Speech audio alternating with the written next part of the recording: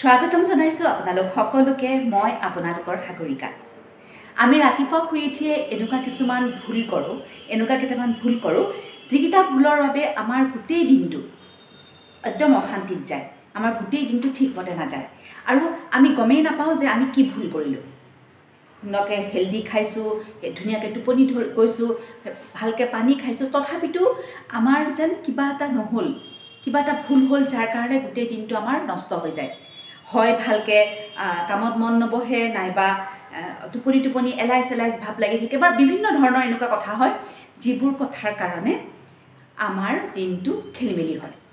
এনেকুৱা কেইটামান সৰু সৰু ভুল কৰোঁ আমি, আৰু এইকেইটা ভুল মই নিজেও মোৰ জীৱনত মই যেতিয়া গম পাইছোঁ তেতিয়া মই কৰিবলৈ বাদ দিছোঁ, আৰু কৰিবলৈ বাদ দিয়াৰ লগে লগে মই মন কৰিছোঁ যে মোৰ দিনটোৰ বাকীখিনি সময় খুব ভালকৈ যায়। তে এই ভুলকেইটা কি কি?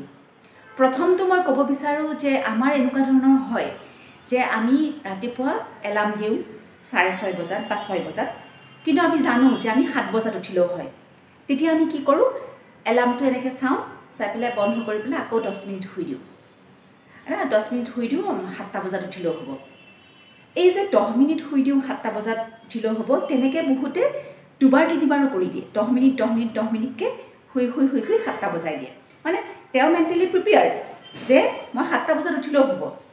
ফলত কি হয়, এই 10 মিনিট শুম বুলি কোৱাৰ লগে লগে আমাৰ যেতিয়া টোপনিটো আহে, আমাৰ লগে লগে ডিপ শ্লিপ নহয়, মানে লগে লগে টোপনিটো গভীৰ হৈ নাযায়, লাহে লাহেহে গভীৰ হয়। ঠিক সেই 10 মিনিটৰ 5 মিনিট, 6 মিনিট, 7 মিনিটমানত যেতিয়া গভীৰ টোপনিলৈ যায়, আকৌ 10 মিনিটত উঠিব হৈ যায়। কাৰণ আমাৰ শৰীৰে কৈ দিয়ে, বা এলাৰ্মটো আমি 10 মিনিট পিছত আকৌ ছেট কৰি থওঁ, 10 মিনিট পিছত আকৌ বাজি যায়, 10 মিনিট পিছত আমি আকৌ সাৰ পাই যাওঁ। ফলত শৰীৰ এটা মানে গভীৰ নিদ্ৰাৰ অৱস্থালৈ যোৱাৰ আগতে আকৌ উঠিব লগা হয়, আকৌ গভীৰ নিদ্ৰালৈ যোৱাৰ মানে আগতে আকৌ উঠিব লগা হয়। এনেকৈ কেইবাবাৰো হোৱাৰ পিছত আপোনাৰ শৰীৰ একদম মানে শৰীৰটো অশান্তি পায়। আৰু ধৰক আপোনাক এতিয়া কিবা এটা কাম কৰিবলৈ দি আছোঁ, আপুনি কাম এটা কৰি আছে, তাৰ মাজতে মই আপোনাৰ এইটো কাম থৈছোঁ, এইটো কাম কৰ, এইটো থৈছোঁ, এইটো কৰ, এনেকৈ যদি কওঁ তেনেহ'লে আপোনাৰ অশান্তি লাগিব নাই? ঠিক তেনেদৰে শৰীৰৰো অশান্তি লাগে।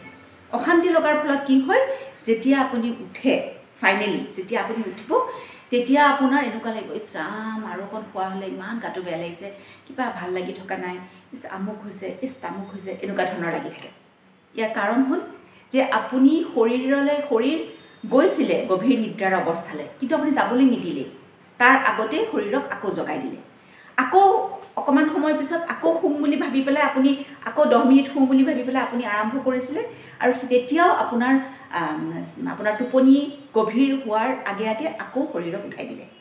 ফলত শৰীৰ মানে ভাগৰুৱা হৈ গ'ল, শৰীৰে অশান্তি পাইছে।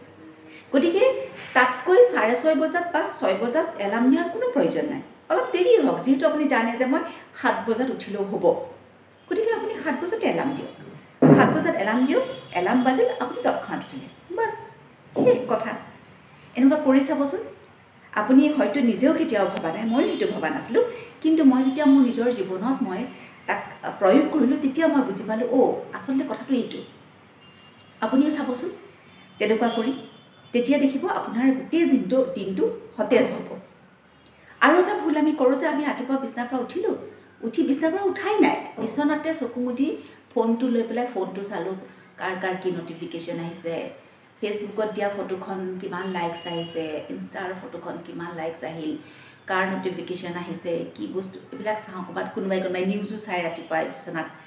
চাওক, ৰাতিপুৱা শৰীৰ আৰু মন একদম গোটেই ৰাতিটো ৰিলেক্স হৈ পেলাই আছে, সি জাগ্ৰত হোৱাই নাই, মন জাগ্ৰত হোৱাই নাই, শৰীৰ জাগ্ৰত হোৱাই নাই। আপুনি যদি তেতিয়া এনেকুৱা ধৰণৰ ব্লু লাইটৰ স্ক্ৰীন বা ধৰক এনেকুৱা ধৰণৰ নটিফিকেশ্যন বা বেলেগ ধৰণৰ কথা বতৰাত নিজকে নিয়োজিত কৰে, তেনেহ'লে শৰীৰ আৰু মন তাক ল'ব নোৱাৰে, আমি এইটো জোৰকৈ দিওঁ। ফলত কি হয়, গোটেই দিনটো আমাৰ মানে মনটো অস্থিৰ হৈ থাকে, শৰীৰটো অস্থিৰ হৈ থাকে, মনটো অস্থিৰ হৈ থাকে। তাতকৈ ৰাতিপুৱা শুই উঠি আপুনি ওলাই যাওক, অকণমান আপোনাৰ বাৰাণ্ডালৈ ওলাই যাওক, অকণমান আগফালে ওলাই যাওক, অকণমান ৰ'দ লওক। প্ৰথম কথা হ'ল ৰাতিপুৱা শুই উঠি আপোনাৰ গাত অকণমান সূৰ্যৰ ৰ'দ বা পোহৰ পৰাটো, সেইটো বহুত জৰুৰী কথা। গতিকে আপুনি মোবাইল স্ক্ৰীন চোৱাতকৈ সেইকণ সময় আপুনি ৰ'দত থিয় হওক বা সূৰ্যৰ পোহৰ লওক। আৰু এটা আমাৰ ভুল হয় কি, আমি সাধাৰণতে আমি যেতিয়া ৰাতি শুওঁ তেতিয়া গোটেই ৰুমটো অন্ধকাৰ, মানে পৰ্দা চৰ্দাবিলাক ঢাকি মেলি পেলাই আমি শুওঁ। ৰাতিপুৱা শুই উঠি গোটেই ৰুমটোৰ খিৰিকী চিৰিকী খোলক, ৰুমটোত ধুনীয়া ফ্ৰেছ বতাহ সোমাবলৈ দিয়ক আৰু পোহৰ সোমাবলৈ দিয়ক ৰুমটোত, যাতে ৰুমত থকা যিখিনি নিগেটিভ এনাৰ্জি, মানে ৰাতিৰ যিখিনি নিগেটিভ এনাৰ্জি আছে সেইখিনি বাহিৰলৈ ওলাই যাওক।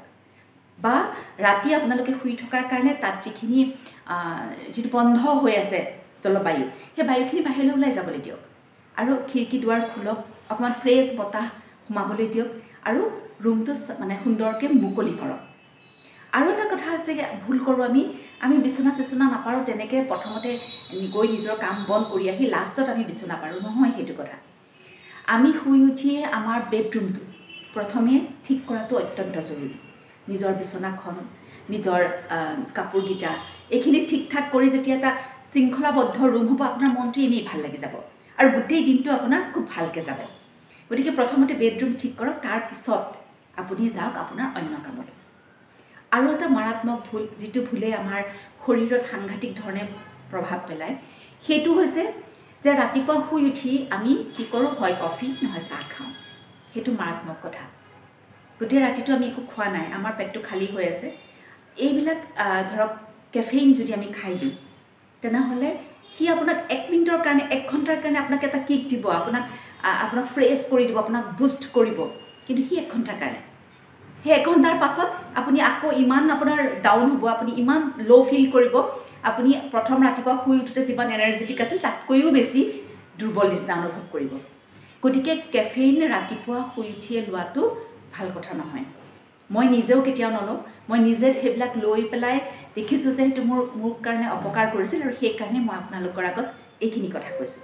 গতিকে ৰাতিপুৱা শুই উঠিয়ে যিসকলে চাহ বা কফি খায় খালী পেটতে, তেখেতসকললৈ মোৰ এটাই অনুৰোধ যে তেখেতসকলে ৰাতিপুৱাই চাহ বা কফি নাখায়, পাছত খাব। কিছুমান এনেকুৱা আছে যিয়ে এৰিব নোৱাৰে, খাব লাগিবই, গতিকে তেওঁলোকে পাছত খাওক।